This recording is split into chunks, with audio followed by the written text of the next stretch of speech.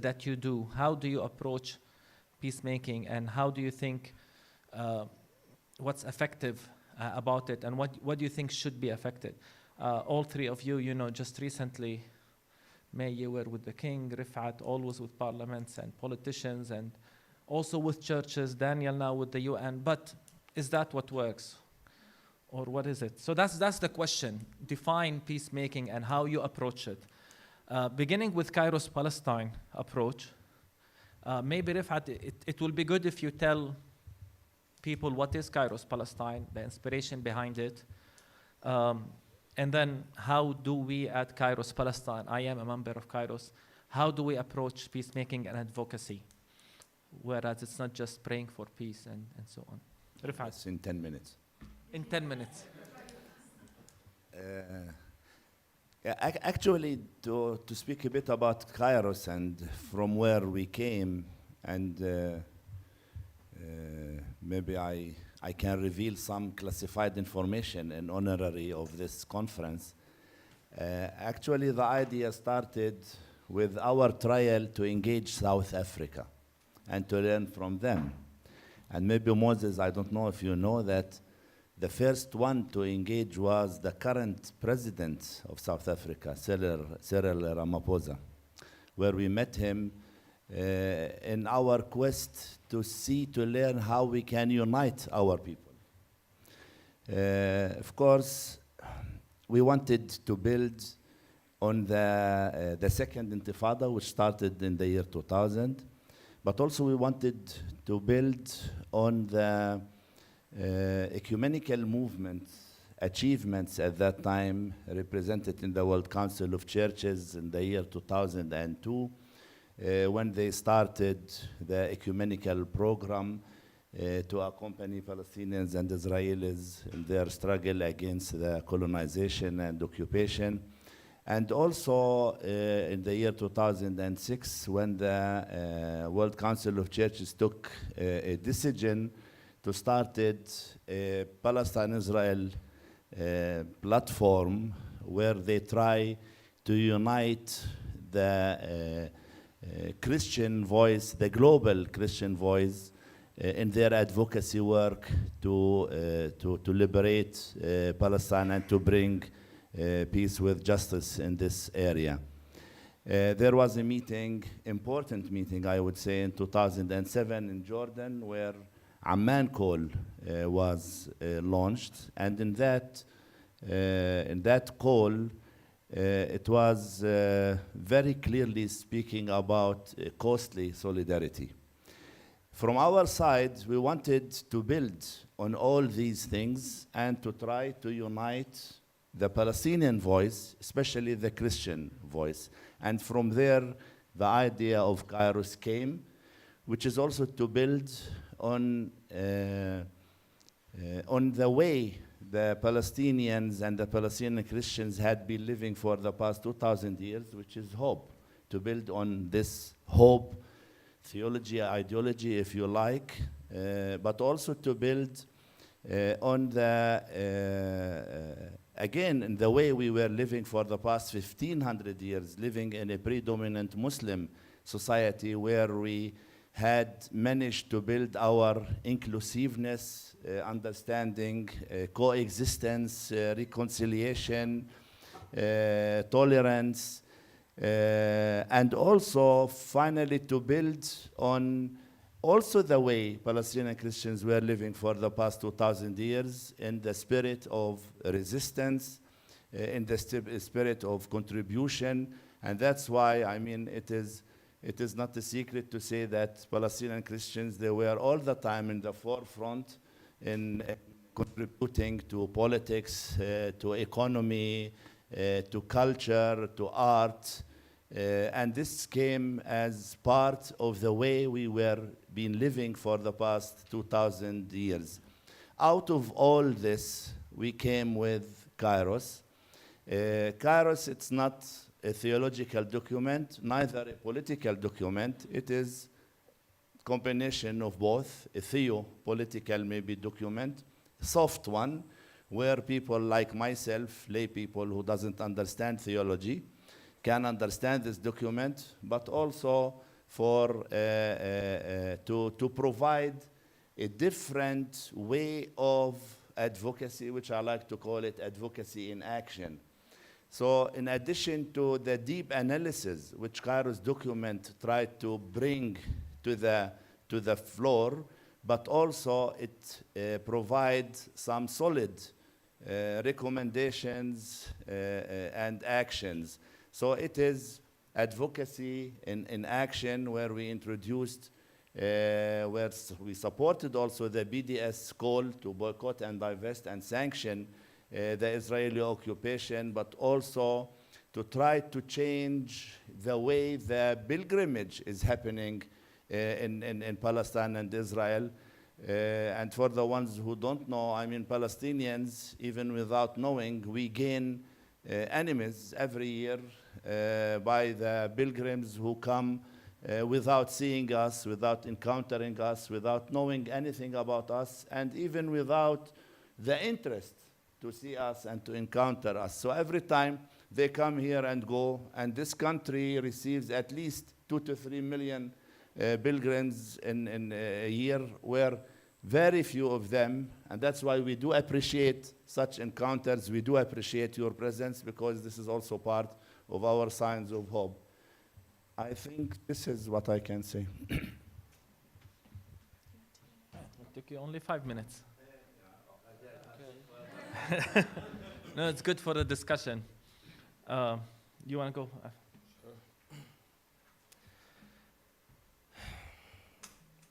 I think when it comes to peace and reconciliation, the language that we use has to be first debunked. So what do we mean when we say peace, and what do we mean when we say reconciliation? And I think we have different ideas of what reconciliation and peace might mean. I think as a whole, the peace-building actors here in Palestine and Israel have a very bad reputation.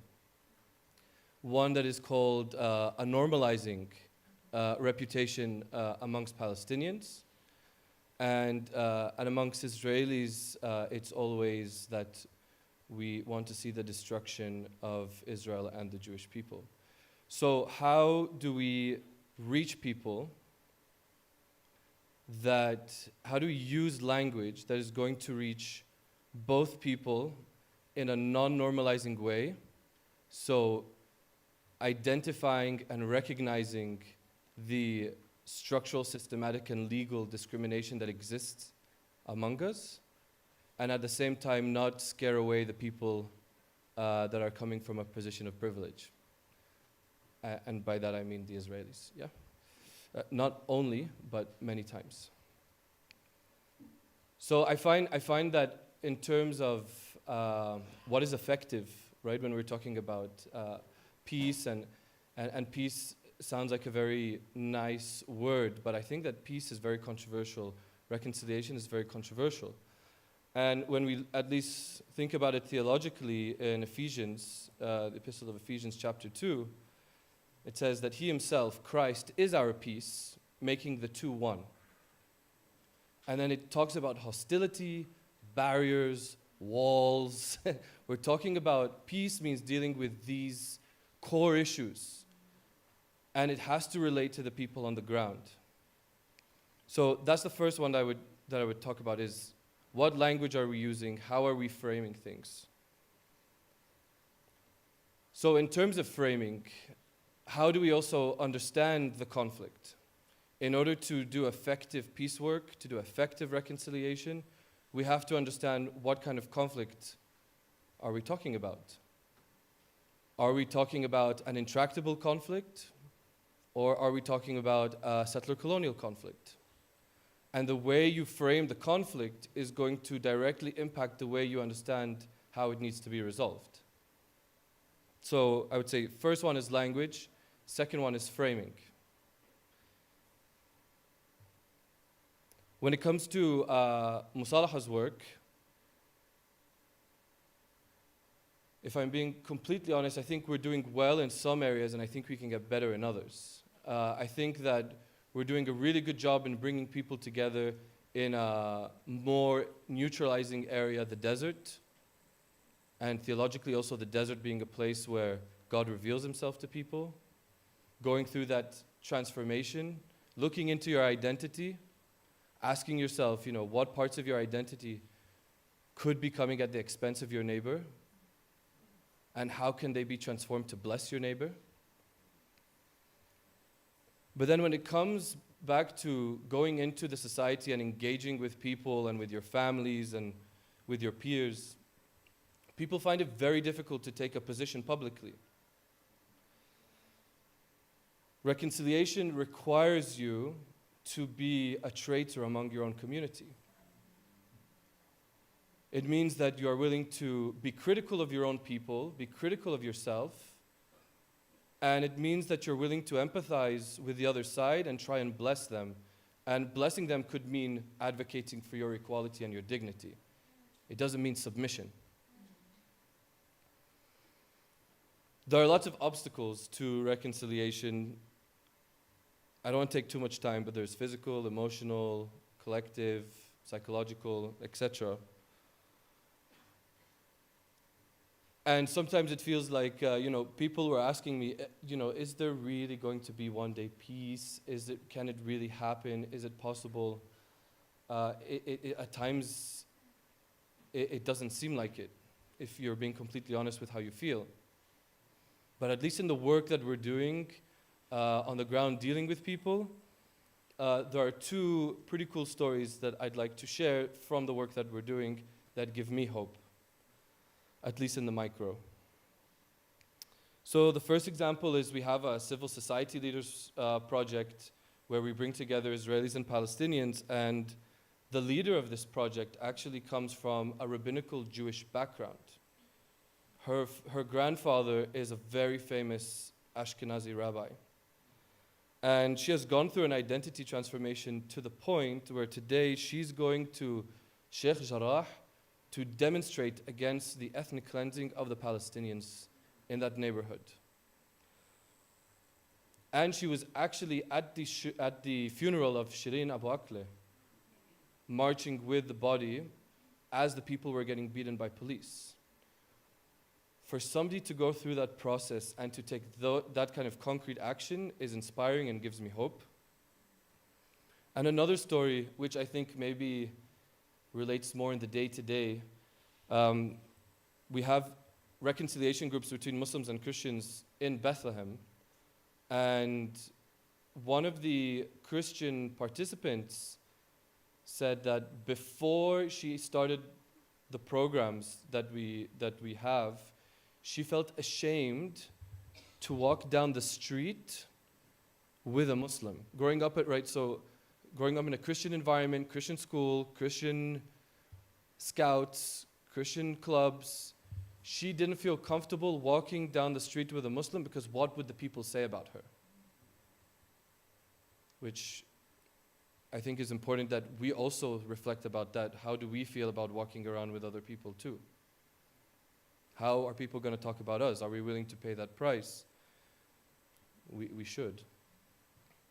And today, she is one of the most active members who is taking on a leadership role in the Muslim Christian program. She's not just walking down the streets with Muslims, but she's actually helping us plan starting a Muslim Christian center to maintain and build relationships between people. So those are two stories. Are we seeing an impact across the country? Not yet. I think we need to get more strategic in how we engage and the language we use, right?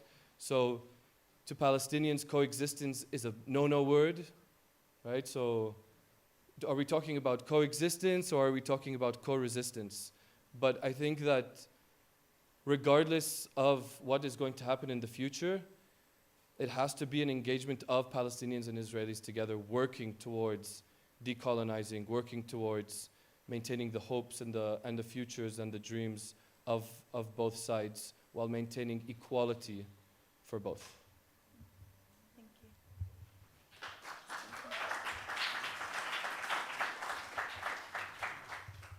I'm resisting the urge to say I feel a little bit like a rose between two thorns.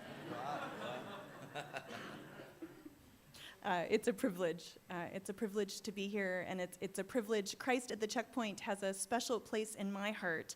I'm very proud. I was the very first person to register 6 months before registration was open for the 2010 Christ at the Checkpoint. I actually met several of the staff who work with us now. So many people who are important in my life I've met at this gathering over the past years, and so my heart is here. My heart is also torn. You know, the question of what works in peace building, the answer I want to tell you is nothing. Come work with me, we will never win. Everyone will hate you. But in peace movements that I've studied, more often than not, the work of God, but also the work of peace, you don't see it when it's happening, you only see it after it's done. And I can't imagine, I'm not Palestinian, I'm a white, privileged American, very well educated. You know, I've written several books, I've studied at some of the best universities, I've met with presidents and now kings, but I can't imagine a people living in the realities you live in, seeking to be faithful to God, let alone to love your enemy. And so I think the only answer I have in terms of what works is for us to be faithful to that which God has called us to. And I think for each of us, I've been thinking as I was praying over each of you in the room, you each have a role to play, each and every one of you. And for some it will be theological, for some it will be political, but we have a lot of work to do, and if I have to be very honest again, I'll say we have to do better. And I'm speaking for myself. I just came from a meeting with the Prime Minister of Palestine, and he said, "How do you see us as a people?" And I thought, oh no, what's the right answer to this question? But then I said, I feel like the world has failed the people of Palestine. And unfortunately, the American church, and the church that I'm a part of, American Evangelicals, has been leading the way at failing the people of Palestine. And so one of the places we have to start is by asking for forgiveness for the ways we've contributed, but also changing the way that we engage. And the organization I have the privilege of leading, it's called Churches for Middle East Peace. It now has 34 member communions. That means American denominations, Orthodox, Protestant, evangelical, peace churches. These churches don't agree on anything, and yet they've come together around certain policy principles to work together. And I think that's something that for us in the room, we also need to learn to do better, is how can we work together? How can we lift one another up instead of tearing one another down? How can we pursue peace in a world where there's such brokenness? How can we work to end the occupation when we as a community can't even get along? I feel like I have more questions, Munther, than answers. But I can say I believe God is at work. I believe that things are shifting. I believe that they're changing. I know that that's happening in the American church. It used to be, and I think it still is in large part, American churches come and they do the Disneyland tour. But we're working with churches. I just had a very, very large conservative evangelical megachurch. They were coming for a spiritual pilgrimage to Israel, which I think is a good thing in many ways. And when they were asked, were they going to go to Palestine, they said no. And after spending some time with us a few months ago, I just got a call from their senior pastor who said, we have to go. And we'll go and spend a day. And I feel like that's such a small, small start, and it's inadequate, and it's not enough. But I think it's a place where we see room, and we see growth, and we see transformation. And I guess my last comment that I will say, which again is a personal struggle, is I think often the work that we most need to do for the sake of the gospel, for the sake of the kingdom, for the sake of peace, is the work that we least want to do. It's the place where there's the most resistance. It's the hardest place. And that brings me back to what does it mean to be faithful in that. But I think about Jesus, the very greatest act of peace was his crucifixion on the cross, and he did not want to go there. He said, God, take this cup from me. And so my prayer for myself and my prayer for each of you is that we would have wisdom and discernment to know what that means and what that is, which is probably a little more than 10 minutes to figure that out together, but that's my hope and my prayer. So may God go before us as we seek to pursue peace and liberative justice.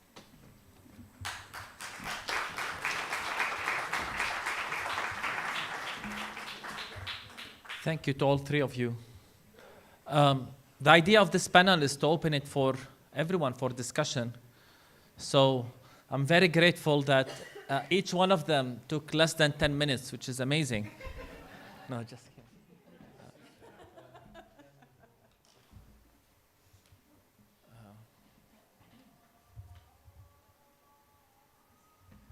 So, any questions?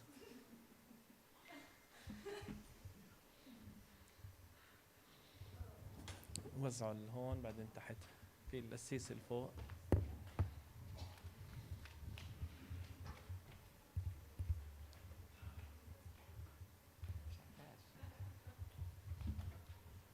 Hello. First of all, thank you all for your work. I have I don't know, maybe it's a selfish question, but I think you all describe just this world of peace building as it's emotionally taxing, it's physically demanding, it's in many ways soul crushing, in and out of seasons. Hey, what are some practices or things that hold you year in and year out to the ground? So that's the question again.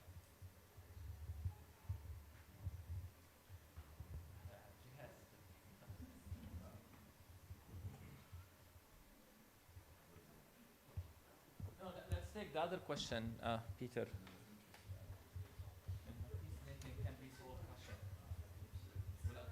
Okay, thank you. Let's hear the other question. Well, it's such a different question that I would answer that one first, but just hold mine for afterwards. There has been talk today. I wanted to say thank you to each one of you, and I wanted to say thank you to everybody that has spoken. I've only been able to be with you today. It has been inspiring and encouraging and empowering, and I'm just so grateful to everybody and to you for organizing this. Many congratulations. And mention has been made of Gandhi at 1 or 2 points, of Martin Luther King. And of course, these figures are hugely inspirational for all of us involved in peace and reconciliation work. But what is the prospect? Is there any prospect for an organization of mass civil disobedience that peacefully confronts the structures of oppression and violence to shame the state of Israel into a change of a course of action? The British were shamed by Gandhi through his civil disobedience, and Martin Luther King shamed America through his organized campaign. What prospect here? Yeah. So Yeah, I'll make, comments on both questions. Personally, what keeps me driving, for us Palestinians, we live here, this is a matter of life and death. We cannot just sit observing things. Either you participate or you just leave the country. And many of us here, we are here by choice. So we are here to build better future for ourselves, for our children, for our grandchildren. And we know for sure that without ending this oppression, such future will never happen by itself. So this is the main reason for us to continue and to keep working. For the second question about Gandhi and Martin Luther King or icons, I can assure you that we have zillions of icons among Palestinian people. But unfortunately, the icons we mentioned, like Gandhi, like Mandela, and excuse me about this, most of them, they were media made. The media wanted to create icons, but the media did not create Palestinian icons. Because, for instance, Arafat for us is an icon. And he was someone who searched for peace. And he did many things. And he even was killed for this. We have many novelists, artists, who all were assassinated because they were fighting by words, not by any kind of violence, resistance. But all of them, they were killed, died, buried as terrorists. And why is this? Because this is the discourse which Israel and its allies managed to create and to support. But honestly speaking, I can name zillions of icons similar to Gandhi and even maybe much more. I remember once I was sitting next to Dr. Bishara. I'm not sure where is he. We were here watching something, and the introduction was a clip from Bravehearts. And you know, Mel Gibson fighting and freedom. And Dr. Bishara looked at me and said, if he was a Palestinian, they will call him a terrorist. And I think that's what you were referring to. I appreciate these questions, both of them. I think in terms of the sustainability, two things. One, we have to have inspiration. We have to have, and I think that ultimately comes from God, but it also comes from our experiences. Where do we see life? Where do we see progress? Where do we have stories we can celebrate? Shireen's children are my inspiration. When people say to me, what keeps you going? Why do you have hope? I see these little Palestinian children. Shireen, I know. Where are my habibtis? But I think we need to have that. We need to have inspiration. But I actually wrote a book about the question of sustainability called Just Spirituality, that we have to have spiritual disciplines that keep us grounded, because otherwise we will be angry and filled with hate. And so how do we constantly allow ourselves, if we have pain and it is not dealt with in a constructive way, it will come out and cause more harm than good. And that's a spiritual question as much as it's a physical one. And I believe God is the one who transforms our anger and our frustration and our fatigue and our weakness and all the things we get wrong, and that we have to regularly have a practice and have many practices of allowing that part of us to be transformed. In terms of if there's any prospects for peace, that was at least one question that I heard. I think there is increasingly a global movement, and it's at every level, and we need movements at every level. We need movements that are heads of churches because they have power, and power has to be used for good. But we have to have civil society and movements that are at the grassroots level because they are the ones that most provoke change. And I think there's actually great movement. You know, our coalition is in the United States, and we've just started working in the last year or two with a British coalition, and we're working with European church leaders. So when there were hostilities last May, we sent a letter to the UN Security Council specifically highlighting the United States role, but the UN, the governments in the world and their role. And we had 54 global Christian leaders across the theological spectrum come together to say that the violence had to be brought to an end, and the core issues of the conflict, including occupation and other issues, had to be addressed. And so I think the more we're able to coordinate and collaborate and work together, that will be one of the mechanisms by which we can influence our governments, our churches, and our neighbors at every level of society.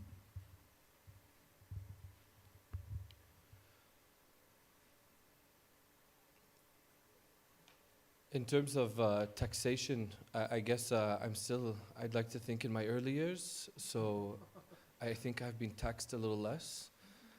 However, I think a key part to watching at least my parents in this area being attacked and betrayed and multiple times again and again. I think a key part is to having a really core team. You cannot do this alone. That offers you a support network. I think prayer is key as well. And being discerning and praying for discernment so that you don't fall into unnecessary traps. So I would say that's what I agree with everything else that's being said as well, so that's what I have to add. In terms of change, I think it's the international pressure plays a role, and it has to. But really, I think the change has to come from the people here, the people on the ground. And I think that the international pressure is only relevant if we are here on the ground doing something about it.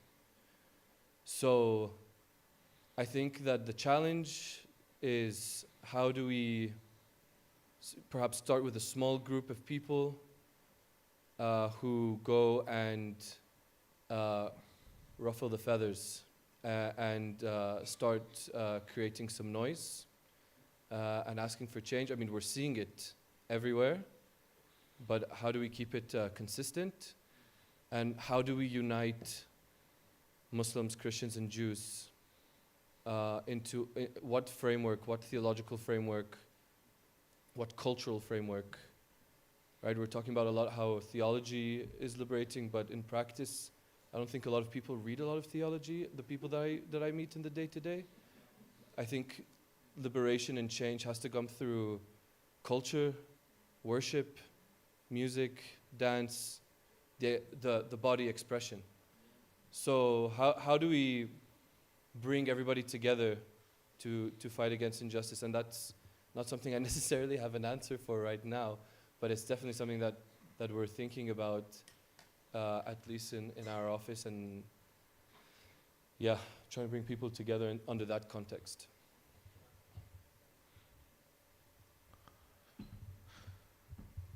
I want to allow for new voices, and I'm glad that Anthony wants to ask, and then we'll take بالآخر. Yeah. أنتوني بعدين هناك. عرفتي أنو جنيل? And as Anthony prepares to speak, it's interesting about the question. I've heard Archbishop Patriarch Pizzapella recently said that in a homily, in a sermon, that prophets are always lonely by design. So about how do you keep yourself from, I think you need to be prepared for the task you're going for if you are a prophet. And that's something I thought very powerful that he said. I'm not sure. So hello everyone. First of all, thank you all three. You've done amazing work. I've always been following Kairos Palestine, Musalaha. It's honestly a true pleasure to be in front of you guys and see you guys talk, each one of you. But my question is that when we're talking about peace, it differs from every point of view, either Palestinian, Irish, Black, North African, American, etc., etc. However, how could you tell someone to deal with a conflict when they have gone through awful history, or how to deal with conflict non-violently when they've gone through a history of awful in every single point of view? Like, most people in Palestine, we tend to act violently, not referring as myself, but most people, when they have gone through an awful experience, from parents losing their sons, from people losing a dear one, not only in Palestine, however, everywhere in the world. Even when we saw Black Lives Matter movement, it all started with George Floyd, and how he died because of police brutality and white supremacy. So my point is, how could you deal with something peacefully or non-violently when people tend to just go through violence when going through an awful experience? So that's mostly my question for you guys. الصف تحته أيوة رافع إيده.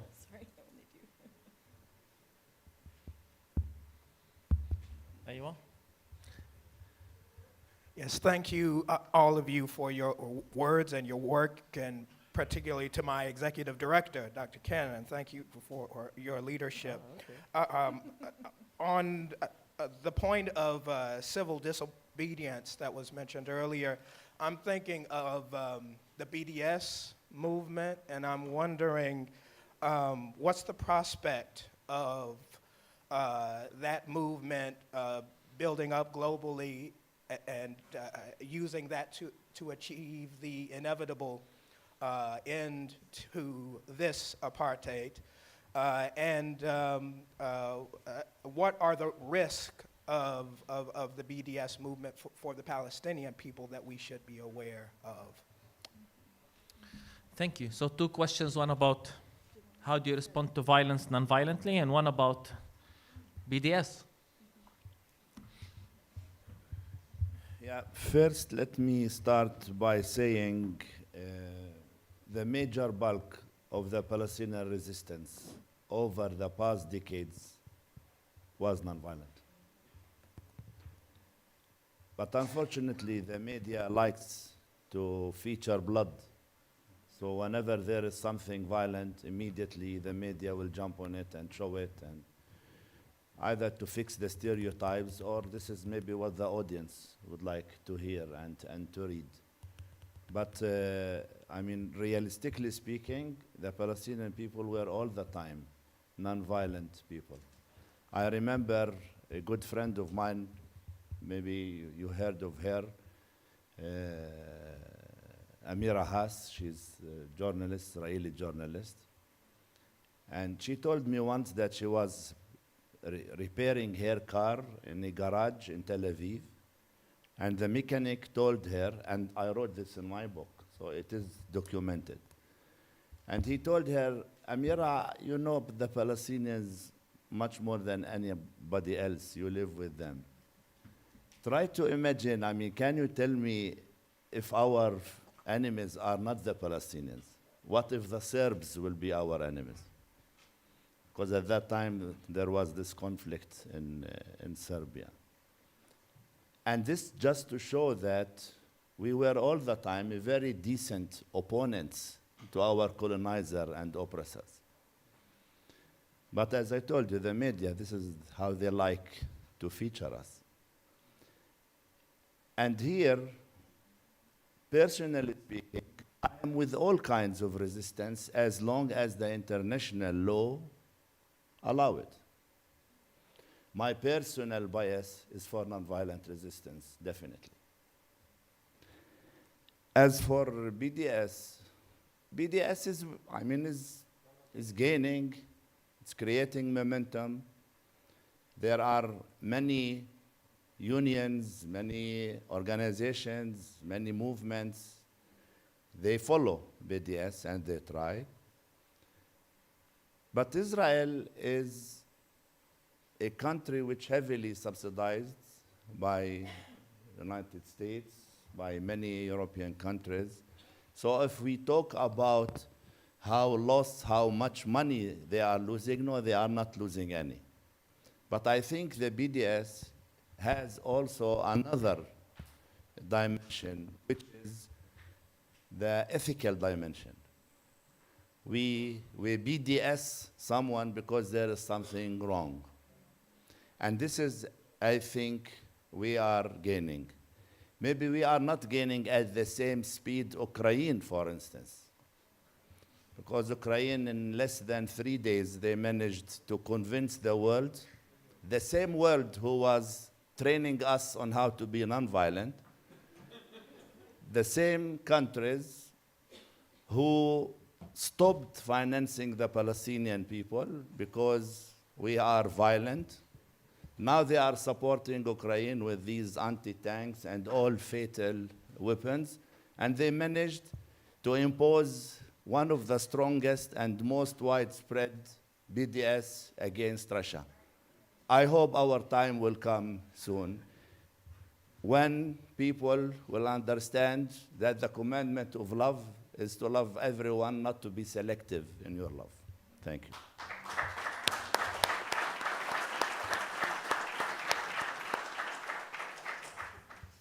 I think the only thing I would add, thank you for both of the questions. I actually just came from Ukraine. About 48 hours ago, I was in Warsaw. We drove 15 hours into Kyiv. And I spent 4 days there on a delegation of Jews, Christians, and Muslims praying for peace. And we wrestled with the very question that was asked about violence. How can you ask a people who are being attacked to not be violent? And I don't think it's my role to say what their response should be. But I do know that the Prince of Peace and the gospel of Christ calls us to a higher good, and that nonviolence is always better. I just believe that to be true. I would go to so many examples, but the one that comes to mind is Oscar Romero, who was a great leader in El Salvador, who worked so ardently, even to the point of giving up his life, for poor and for injustice and for responding. And so, he wrote a book, and it's actually called Violence, but it's called The Violence of Love, that actually love is so much more powerful than violence. And I don't think that's just a metaphysical, that sounds really sweet, doesn't it? But there's something so powerful when we're able to transcend violence and respond in a different way. Yeah, I would add that I think the objective of the oppressor is to make the oppressed violent, because then it justifies for the oppressor what they're doing to the oppressed. They can say, look, they're being violent. It justifies what we're doing. So first of all, I agree that I think the Palestinians are, as a whole, throughout history, extremely nonviolent. I think that it is falling into the trap if you do become violent, and I do recognize the difference between, a structural, systematic violence and an individual, more interpersonal violence. But even that is wrong, in my opinion, morally, as a follower of Jesus, but also strategically, coming from the side of the oppressed. And I think when it comes to the if we're going to just scratch a little on the subject of Ukraine, I think we should ask questions about Ukraine and Russia. Is it okay to be violent? Is it okay to resist violence? What would it look like if Ukraine didn't resist with violence? And it's almost as if the discourse is completely dominated, at least in the West, that we're not even allowed to ask these questions. And I think that we should, and we ought to, at least as people of faith and of people of non-faith as well. So I'm not going to get into that because that's not the point, but I just want to say that we should be asking those questions and not just going along with the discourse that the West is presenting in the media. So thank you for all three of you. And let's give them a hand. Stimulating discussion. And I think this is the idea of these panels, to have these discussions and these open and honest conversations and learn from them. So thank you, all three of you. I hope you're not tired, because we have one final and very important also panel, and Yusuf is going to introduce our three final panelists. And you will moderate as well, صح? Sis Jack will moderate.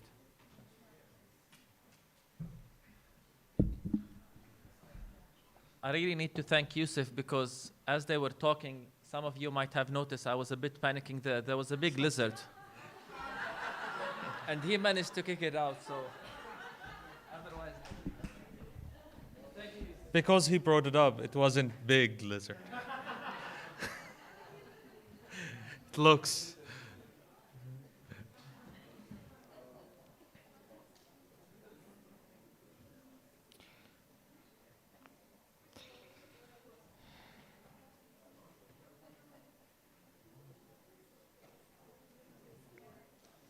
I just want to make a note, quick note.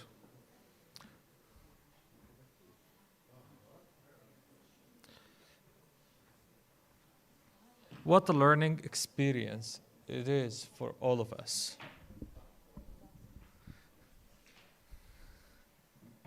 As I was finishing my master's degree, one of my professors said, when you stop learn, you stop grow. And I take it to the core. And I believe there's in every and each one of us something to learn. And to help us even learn more and more. So thank you so much for all the panelists so far. But believe me, we're going to another great panel. Let me introduce our moderator, Reverend Dr. Jack Sara, the president of the Bible College. Our panelists start with Mr. Boutros Mansour, is the General Director of Nazareth Baptist School. He has been active in leadership positions in the church and parachurch organizations and held various positions, including chairman of the Convention of the Evangelical Churches in Israel, secretary and chairman of Alliance of Evangelical Conventions in Jordan and the Holy Land. He's the vice chairman of the Association of Baptist Churches in Israel, member of executive committee of Christian schools in Israel, and deputy chairman of Nazareth Village. Welcome, Mr. Boutros Mansour.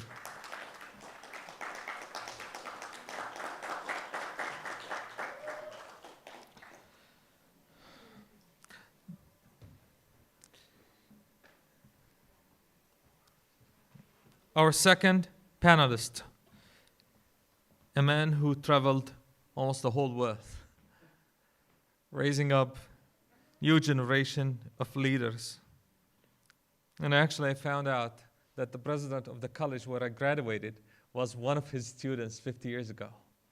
Doesn't mean that he's that old, but I asked Manfred about how it feels when God grants you the grace to see the fruits of your hands. What an amazing, experience.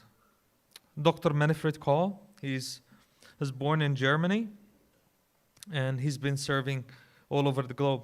He joined the Ministry Overseas Council International as VP of Overseas Ministries. He served in this position for 20 years, ministering to leaders of more than 150 theological seminaries and theological faculties at universities in the non-Western world. Presently, Dr. Kohl serves with the OCI as ambassador. During the last decade, he has been invited to teach and speak with theological leaders in China, various cities in the Middle East, Iran region, also Turkey, Palestine, Africa, Central Africa Republic, and Republic of South Africa, and Latin America like Brazil. The focus of OCI is encouraging, supporting, teaching leaders who in turn teach the next generation of pastors, missionaries, and teachers. Dr. Kohl has published over 100 theological articles, sermons, and books. And actually, a book was published in his honor, I believe this year. Welcome, Dr. Manfred Kohl.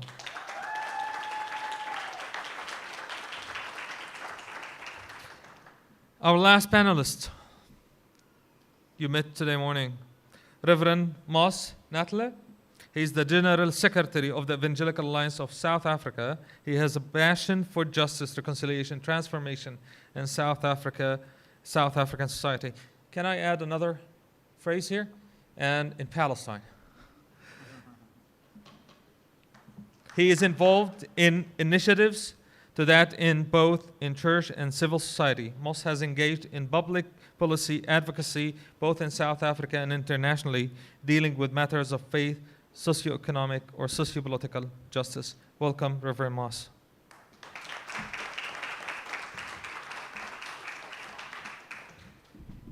Thank you, Yusuf, and thank you, everyone. How are we doing? Hello? Are we all awake and well? This is our final panel, like what was introduced before we go into a break and dinner, and then our final session for the evening.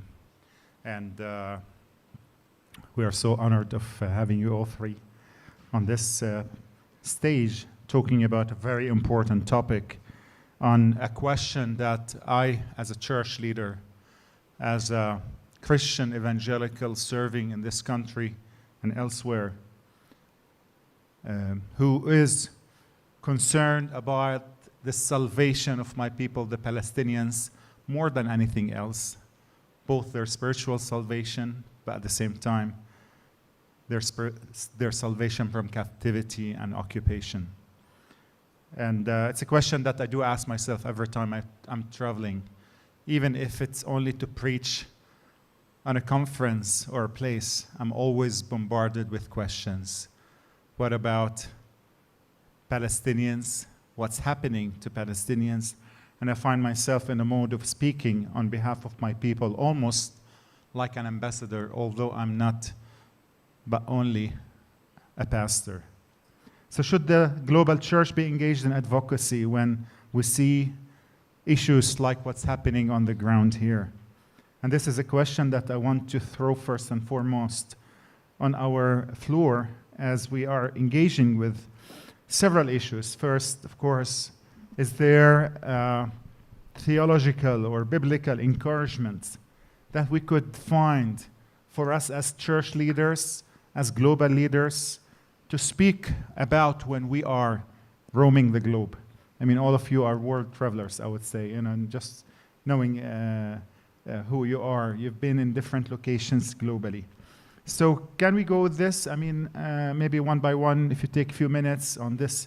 First, I would say title, the largest one, which is, should the global church be engaged in advocacy?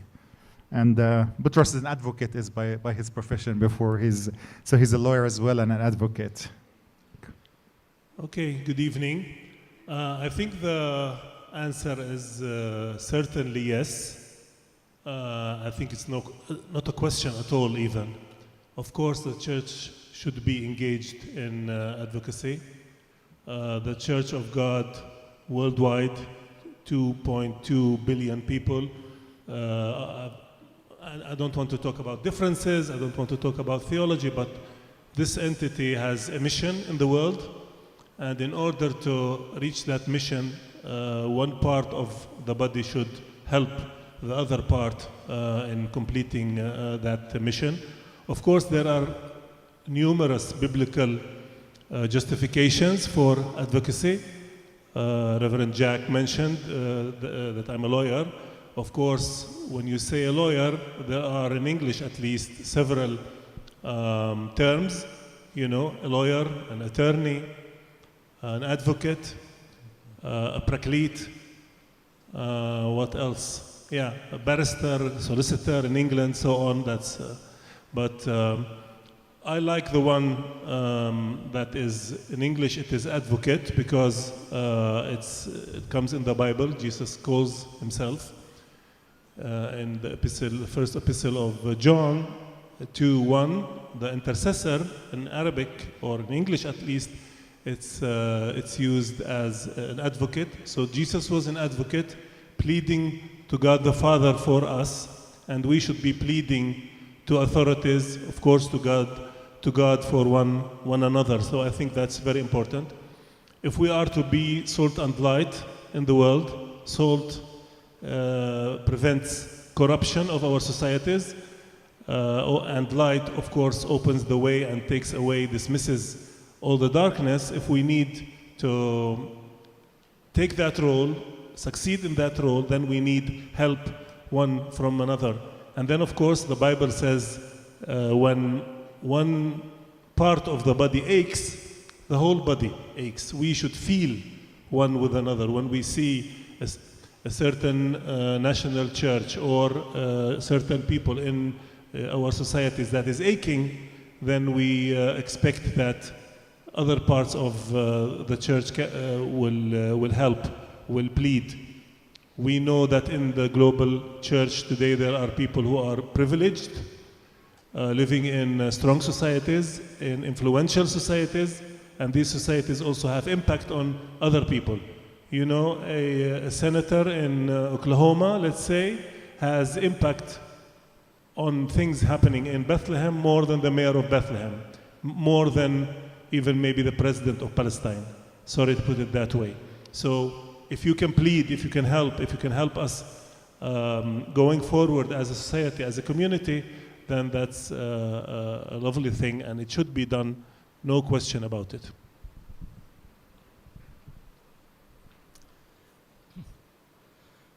I like to share a couple incidents that shaped my life, my thinking.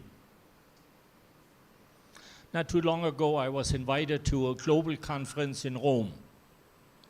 The topic was Christian nominalism, people who are Christians by name only. What shall we do? Delegates from all over the world came and we discussed it for days. And then at the end, someone came up with the idea we should invite someone from the Roman Catholic Church to bring us greetings. And so that person came, and we were surprised that person was in charge of all theological training in the Catholic Church, reporting directly to the Pope. He brought his greetings, and then for 2 hours he shared with us the problem in the Catholic Church. 100 million, 500 million probably, have the name Christians, but they're not Christians at all. What can we do? And he shared with us that he will change all the theological education in the Catholic Church. It's easy in the Catholic Church because it goes from top to down. We cannot do that so easily. But he said, if we don't teach the next generation of pastors about peacemaking, reconciliation, it will never happen in the church. Our pastors don't know that subject. I have traveled around the world and I have visited 493 theological schools in the world. I think there are no other human being who can say that. Yeah. But I also did some research, and over 94% of all the seminaries and colleges I visited have no subject on peacemaking, reconciliation, dealing with the issues that you are facing. Don't criticize the church if we are not able to change its leadership. So what can be done? Oh, I would love that more seminaries would come to Bethlehem. I would love that you would invite more professors and presidents from schools to come here. Get a grant from one of the big foundations and invite them to see the reality, what it means to be a pastor who doesn't know anything about peacemaking, anything about the walls, anything about helping the oppressed and the marginalized. We have heard so much about the church, and we even talked about we need an apostle for the church. What we need is a reformation of the church, and it starts with its leadership. There we have to start. I also wish that we would have a kind of a program. No one can teach more peace than the people from Bethlehem. You are absolutely predestined. Christianity came from your town with a message of peace. That was the first message that came. Man, you could sell that idea of peacemaking. If all of us go home and tell our pastor you have to take 1 hour every Monday to listen to a course provided by Bethlehem on peacemaking. And you just have to back the pastor over and over again until he finally does it. Takes a while. Pastors are very insecure. They protect themselves. They're not willing to change anything.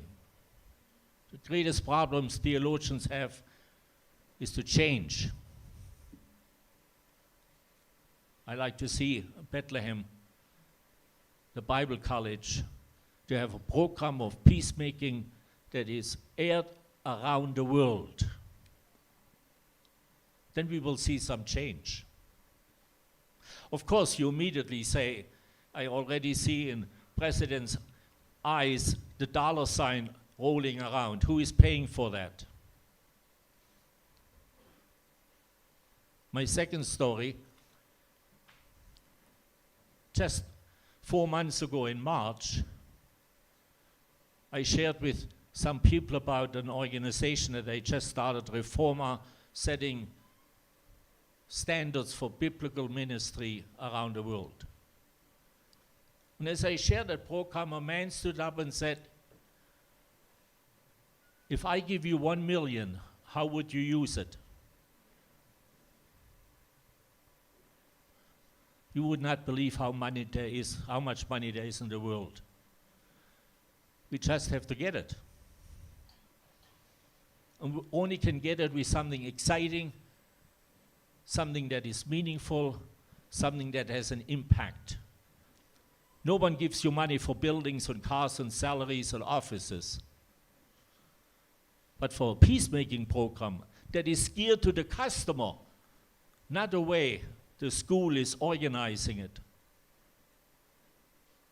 that would be a project that you can sell very easily. I'm involved in another project called the Galilean Movement because we need 1 million additional women and men for biblical ministry every year for the new churches that are started. And I shared that with a group, and a person came and told me, I know someone who like to invest millions of dollars, all his savings, for the kingdom. Could you meet with him? There's money around. My last story, do I still have, I still have some time. My last story is something that you probably have read or seen. A few years ago, there was a report in the Financial Times about Davos. Davos, where the financial people come together every couple of years. They couldn't come because of the coronavirus, but now they just met again. And all the big bankers and the big businessmen and the big people who have a lot of money, finance ministers, they all come together. They usually have 450 private jets waiting there for these guys. Money is no question. And the program is prepared absolutely perfect. There are no problems with microphones, with lights, and no one is walking around. Just perfect. And then a young man was invited to speak. He stood up and gave his presentation, and everyone looked up, and who in the world is that guy? No one heard of his name before, and he said, well, I didn't finish university, and I didn't make the MBA program, but I'm still single, and I'm at home in my kitchen, and I have a computer, and I developed a program for people, individual people, with the questions they have about their finances, about their time management. So I developed a program for them. Well, you could see in the audience that everyone was being upset about that kind of presentation, until that young man said, and right now I have 34 million people who take my course. More than all the universities teaching management and finances altogether. 34 million. He's still sitting on his computer in his kitchen, providing a program. Oh, it's my hope and prayer that we will find someone in Bethlehem, someone who really has the gift and the inspiration to come up with a program of helping people around the world to understand peace and how to make peace. how they deal with the wars in their own lives, in their own families, in their marriages, and surely deal with the issues of Palestine. It could all come from Bethlehem. That's my dream, that's my hope, that's my wish, that something big would happen, that we will turn the corner and there will be real peace in Bethlehem. Thank you. Thank you, Moss.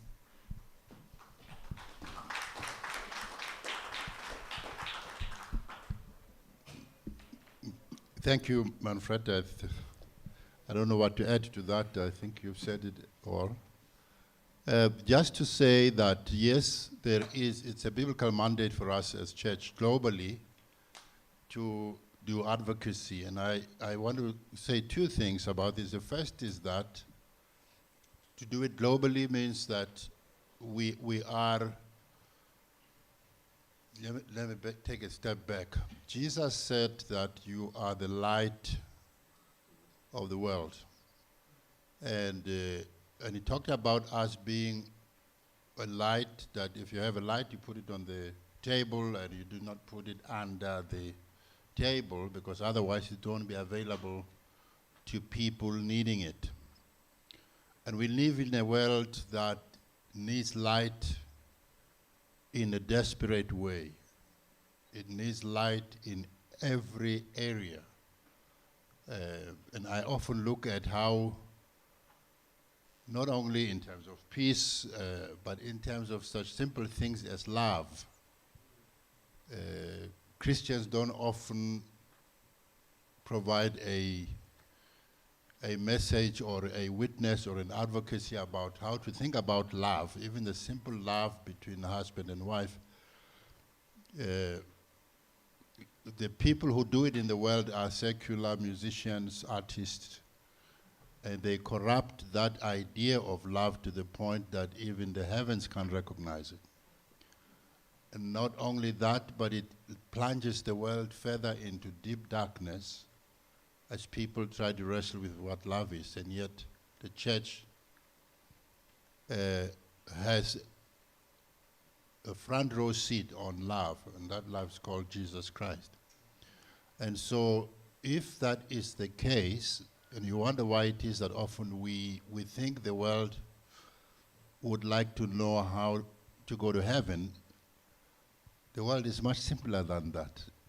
The people just want to know how to love their wife, and they love their husband, and how to raise their children, and how to build strong families. And so if we could have those entry points that take this powerful message that we have as the light and make it available in a world that wrestles with all of these problems, whether it's politics, whether it is oppression or justice, and in a world that doesn't know what justice is. I think Rifat was saying earlier about the Ukraine and how all of that demonstrates that there is a very little sense of what justice looks like. And it could be a fantastic thing if the church could weigh in on that. However, the problem with that is that the church often doesn't know what to say or what to do.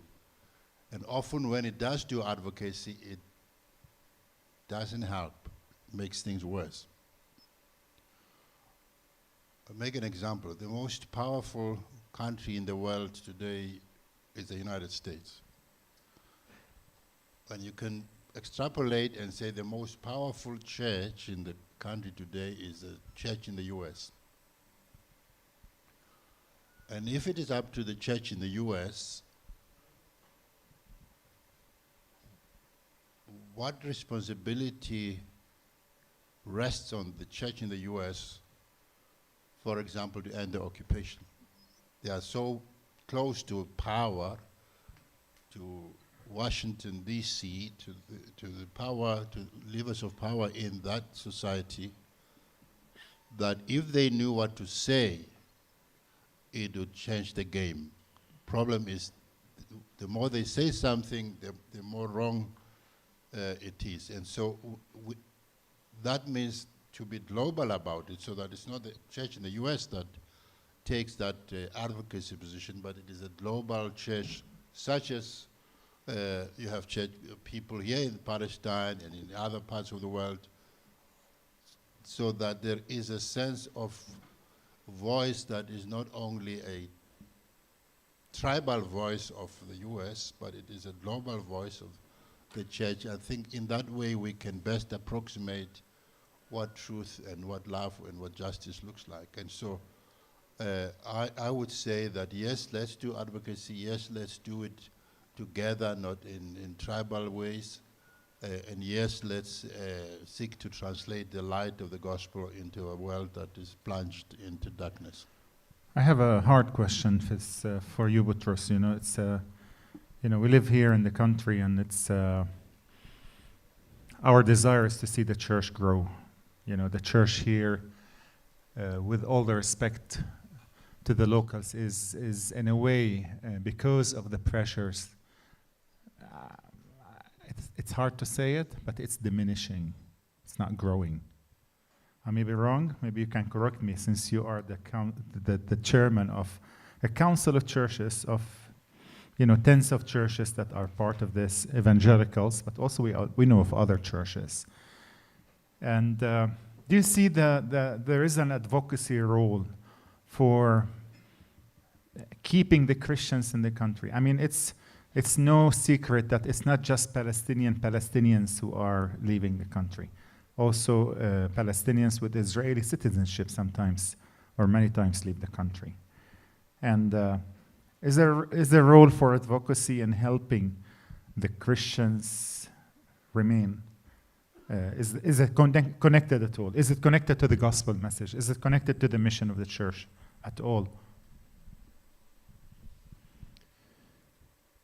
I believe, yes, there is reason for advocacy on this issue. The difficulties or the challenges of Palestinian Christians are, of course, economic, political, of course, racism all around, and being like a small minority in a minority. I can talk this about the Palestinians living in Israel, but of course in the West Bank it's much more worse, the situation. So the default for a lot of Palestinian Christians would be to go somewhere else. The education that Palestinian Christians in general have is a good one, and speak English. These days, unfortunately, a lot of Palestinian Christians, our families, our relatives live abroad, Australia, Canada, America, of course, and Europe. And it would be easy for a lot of people, just Palestinian Christians living here, just to move and go somewhere else. It's easier, calmer, better economic situation. But I think there is place for us to encourage people to stay with all the difficulties. It's a calling to stay. Sometimes they say it's a calling to go somewhere else. I have a calling to go and preach the gospel or go to live somewhere else. But it's a calling actually to stay. The default would be to be somewhere else. And I think, how can we do that? How can we encourage young people to stay in this country is the calling. If you have a calling to be somewhere, and you feel that calling, you feel the biblical mandate, you feel that the Lord has not created you just in vain as a Palestinian, as someone, born in Beit Sahur or in Nazareth or in anywhere in Palestine or Israel, then you want to stick to that place. You want to stick to that calling that the Lord has given you. Although there are difficulties and there is tension. Mainly it's tension. I can talk about Galilee mainly. If you talk about the economic situation, it might be reasonable, but it's mainly the tension, the feeling marginalized, the discrimination. Economically, it's reasonable. So if you feel the calling that you have a mandate to change the people around you, the communities around you. You want to encourage other people to stay here. You want to make your communities better. You want your people to come to know Jesus. You want the values of the kingdom to penetrate in all parts of society. Then you have a reason to stay. I know that's big words, you know, when you talk about small minority, frightened minority sort of Palestinian Christians, then how are we going to change the whole country, which is so filled with hatred and discrimination? But, you know, it was 12, 11 even, disciples who changed the world, the whole world. From here they started. From this country they came, they went out, and eventually they changed the whole world until today. So I think even though we are a tiny minority, but we have a great message, and if we stick to our calling and to what the Lord has entrusted us, we will do a change even in this country. It will come, time will come. We've heard encouraging words from the panels before us also, how you will not, maybe you will not see the influence and the impact right now, you will see it later on, looking backwards. God is doing work, and it will bear fruit one day, but we just need to stick to our calling and to be close to one another and try to support one another in this calling. Moss, in our, some of our, I can't call myself, my calling is advocacy, but I take it by default sometimes. But when there is, when you are doing advocacy on behalf of your people, your country, the issues that you're facing in your context, and you find a wave of a huge wall that is standing against you, a wall that is supported by people who are supporting the other side, by a wall by people who are justifying what's happening on the other side. What do you do? Or what did you do? Or what do you advise us to do? I think that in my case it is simplified by the context, in that we have, let me make an example. Before 1994, you had someone like Nelson Mandela, who was demonized, who was bad, who was everything you don't like if you are a Christian and you are overnight,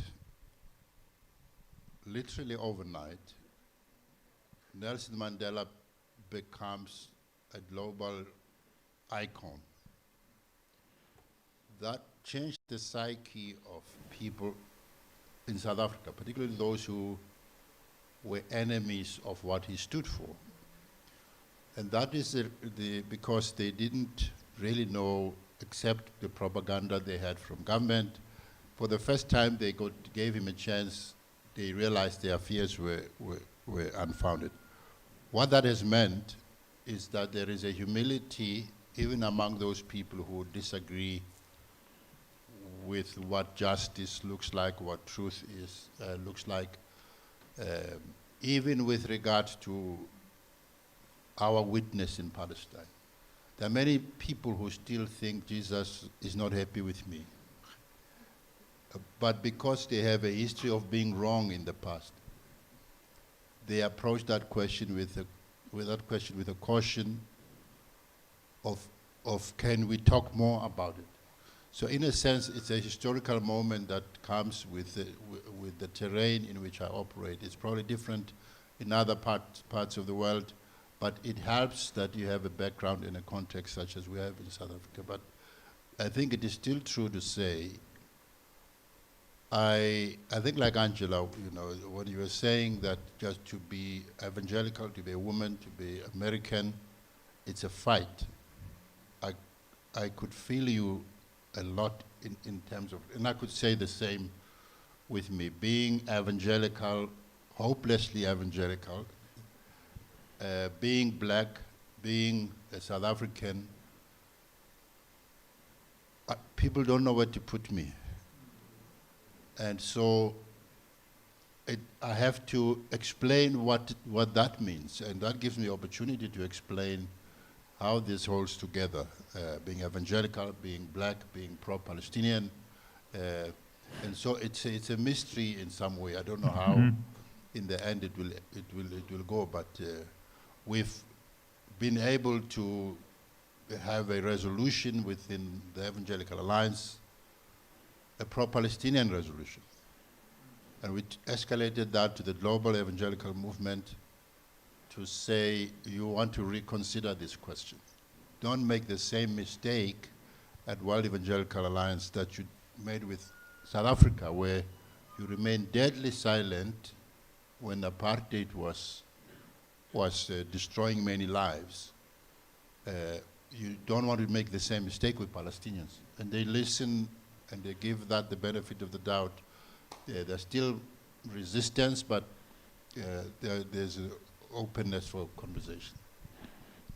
Manfred, is there any comments on this same question when you are meeting a huge resistance? And why I'm saying this, people, listen to this. Every time I, either me or Munder or any of us here, those who are engaged in the context of Palestine, Israel, and the whole communication to the globe, we are fiercely met with a lot of resistance. Sometimes it feels it's resistance from people you don't know, and sometimes the resistance is people we know. Sometimes people who are strangers, and sometimes people who are from our own tribe. I think you understand what I'm saying. And with that, of course, there's a fueling of the state of Israel basically brainwashing a lot of Christians and recruiting lots of Christian Zionist groups that are, they have all sorts of philosophical names, but basically at the end they are working for the Zionist regime or machine to promote the Zionist agenda in this country or outside this country. So we're feeling many times like the Davids against the Goliath, if I use this biblical connotation, Manfred. So any encouragement to us, I would say. One of the panelists in the last session made a statement that some of these important people were made icons by the media. And I wanted to yell, your time will come. But I didn't. I'd like to say it now. I don't think your help really comes from the church. If you don't get a media behind you, you have a lost battle. I had a chance of meeting Billy Graham. One of his youngest daughter was one of my students. When I met him, he said at the beginning it was absolutely impossible to talk about evangelism. That's a new term that was not used when he began his ministry. And he said, wherever I went, the moment I arrived at the airport, I organized a press conference. I did not meet with the leaders, I did not meet with the brothers and sisters, I did not meet with the planning committee and the organizing committee, I met with the media. Even if they spell my name wrong, even if they call me the machine gun of God or whatever term they use, that doesn't matter. As long as they somehow mentioned that we are working for God. And slowly, he had a name. Oh, I wish that there would be 3 journalists sitting here to listen to what has been said. I know it's difficult. It's not easy to do. Wherever you travel,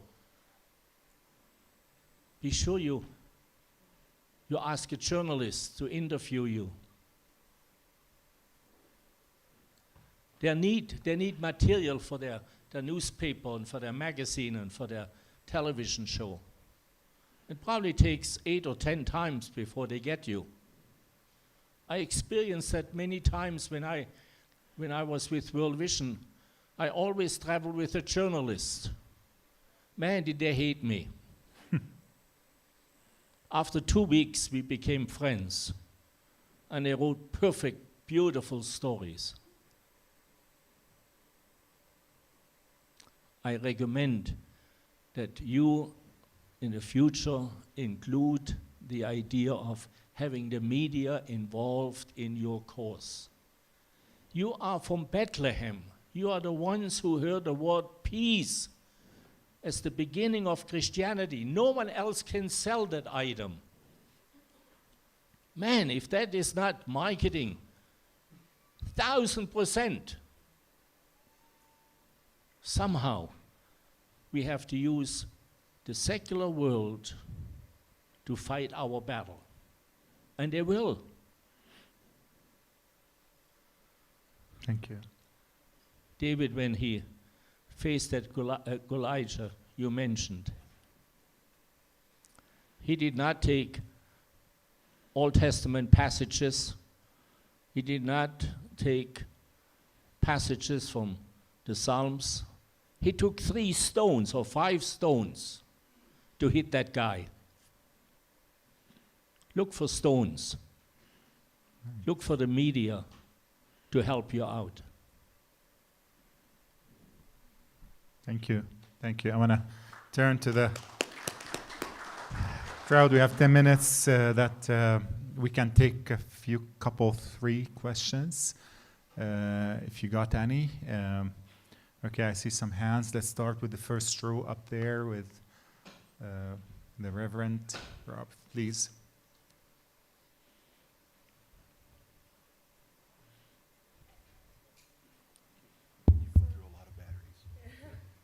Thank you. To Dr. Cole and the role of the media, I'm wondering, as you referenced David, David faced Goliath not as a warrior, but as a shepherd. So he used the skill set that he was comfortable with.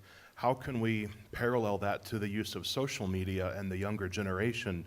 Is there room for social media to maybe not fully replace, but to come alongside the media? Is there a legitimacy, enough of a legitimacy to social media that younger generations can use that as a tool as effectively as previous generations have used the mainstream media? Since you asked me directly, I have to make a big confession, probably shocking to you. I have traveled to 153 countries in the world. I have spoken in many, many conferences.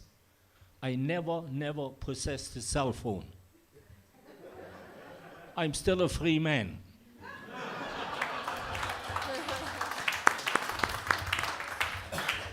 So I don't know all these gadgets that you have. I mean, there's a whole list what you can do. Use it. Use everything that is possible. Ask the young people to use it. There should be some news every day about Bethlehem. Every day. In every single outlet there is. And after a while, they listen. After a while, they say, man, we have to take that serious. Look, it's already 14 times that we got something. There must be something behind it.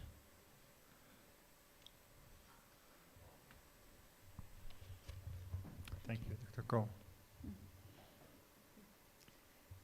Dr. Cole, I'm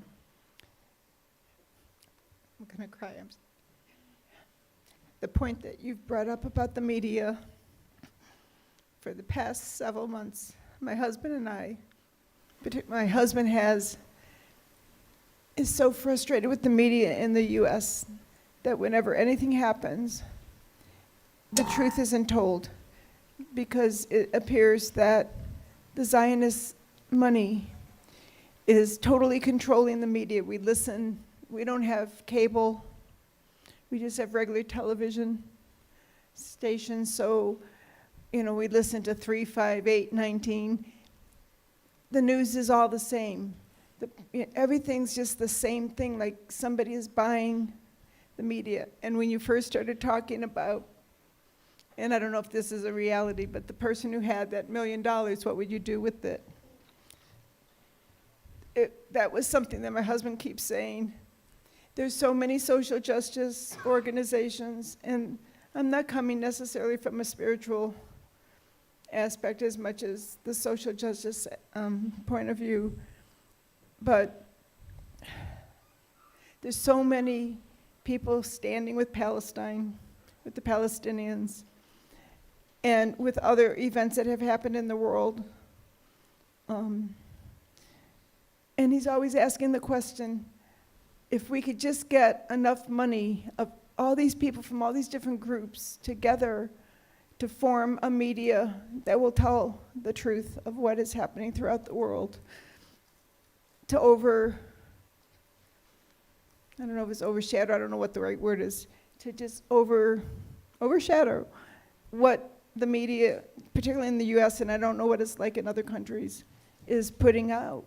And so I don't know that I have a question. I just want to thank you, because the whole time that you were speaking, and then as this other gentleman was asking about the media, it's something like, how can we, like we try to contact our local media, public broadcasting system, and we try to contact our Congress people to ask them to speak different things about what's happening here, about the occupation and how to stop the occupation, and instead they turn around and they'll bring Zionists on the program, totally opposite of what people are putting out requesting. So I don't know if you have any kind of response to like how to turn that around. Thank you. Thank you. We have the last question at the third or second level, and then I'm sorry. Yusuf will come. This has been a great panel, thank you. And the focus on world Christianity has just made me think of all of the challenges we have, like the theology of mammon, prosperity gospel, dominion theology. But there's another theology, or issue that we haven't talked about. And full disclosure, I'm really nervous to ask this question. I'm coming from a progressive, liberal, ecumenical camp in an evangelical space, and I felt really comfortable here. So I just feel like, please have some grace, a younger generation asking a panel of greats, are we going to start talking about heteronormativity and cisnormativity in the church, and how, as Christians, we can gatekeep love? And when we're thinking about love, we've talked about it overcoming borders, the other side of the wall. Can love also be seen in this micro sense between different people rather than just man and woman? And is the evangelical church, you think, ready to start exploring that on this gaze of liberation theology that we also know is more expansive? Thank you. And if you like to relate to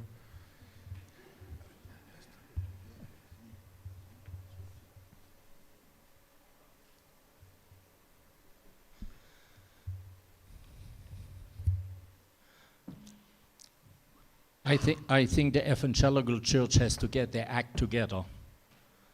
We are too much split up, not only right here, but all over the world. We don't speak the same voice. We don't read the scripture the same way. We see the things that we want to see, and we are influenced by all kinds of ideas. We need a clear message. And that's the message that I would give to the media over and over and over again. Somehow they will listen. The churches are very slow to listen and to change. I tell you, I traveled all over, and my heart is broken about the church. We need a real reformation, a turning around. I don't believe it's 5 minutes before midnight. It's in the afternoon, 2 o'clock, and we better get our act together and work together and find new ways of doing it. We are called to bring peace, and it starts right here, and it has to come from here. There's no other way of selling it so beautifully. Thank you. Well, thank you. Let's the panelists, and I think just because of time, we appreciate you. I really thank you, Boutros, Manfred, and Moss. Thank you.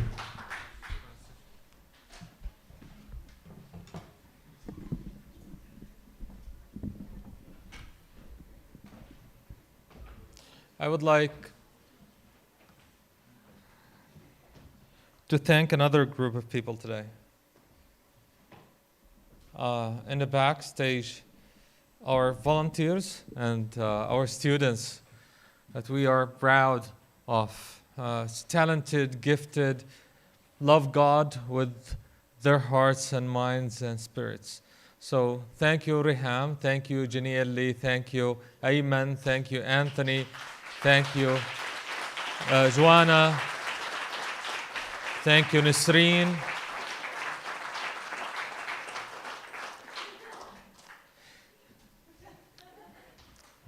Can I become vulnerable for a moment?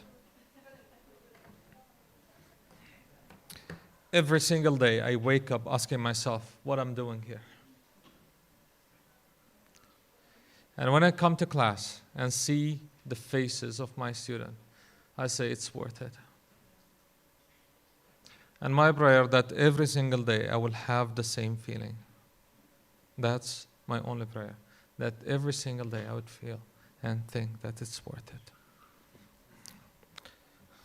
I would recommend that all the students come forward. We like to see Calm down.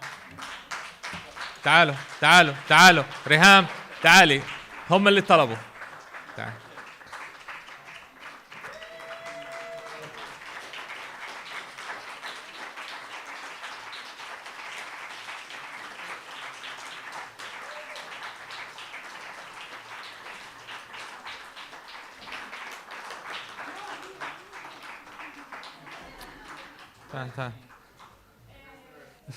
They're busy. They're doing a lot of work outside.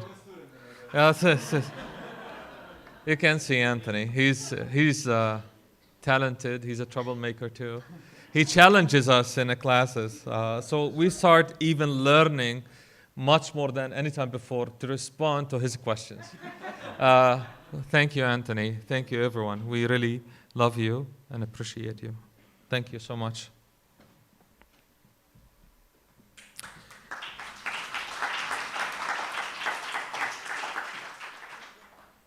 As a theologian, sometimes I cannot sleep because God speaks to me.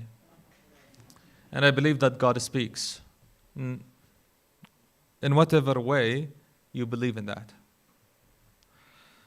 And one night, God told me these sort of academic words, but spiritual. The prophetic tradition in the Bible doesn't give any space for neutrality. It's either to be prophetic or not. However, if we choose not to be prophetic, we are standing on the wrong side. Because our role as God's people to speak truth, to do justice and mercy. And when we don't do that, we are false prophets. True prophets, they don't accept compromise on truth. But rather they ask for the truth and justice, even if it was costly. The prophet Jeremiah stood and confronted the false prophet when he said, peace and peace, but there is no peace. How many times we try to make things look nice, but they are not nice at all. And he paid the price for that. Those who call for peace without establishing truth and justice, they are deceiving themselves. There is no peace, there is no such a thing without justice. That's the prophetic voice in the Bible. And God gave us an example on the cross. So whenever we try to avoid this mission that we were given by God, when we try to disregard and ignore our call for justice and peace, then we are compromising on the integrity of the message of the gospel.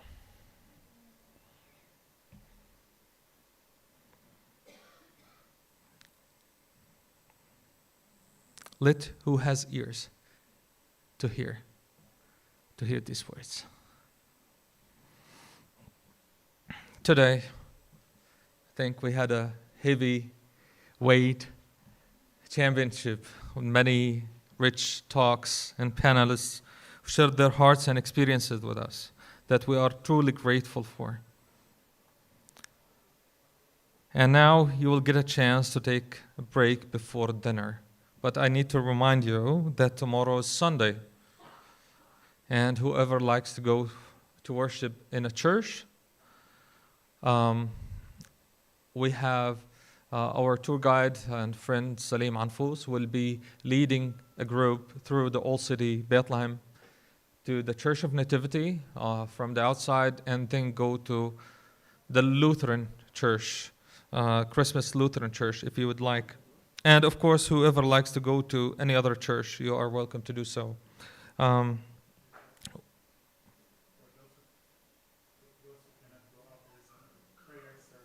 Okay. Yes. So there will be a service also here with Reverend Dr. Andrew Bush at the college, so you can stay at the college. What time? 10:30. So it's at 10:30. Remember that you are getting your last chance to purchase your gifts from the gift shop upstairs. Know that all the sales of the gift shop go for the ministry of the Bible College. So whenever you purchase, you remember that it's for a good cause. Another thing to cover for today, that is the young adults group will be upstairs in the kitchen.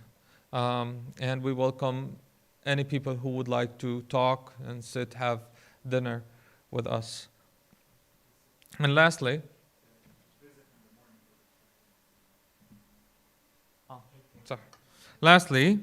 tomorrow at 6 a.m., EAPPI, if you remember, I said this the first day, a representative will be at the gate of the Bible College waiting for you, and he will take you to the checkpoint, Bethlehem 300 checkpoint, so you can actually see the early day movement of many Palestinians through the checkpoint. I encourage you to go and have this experience.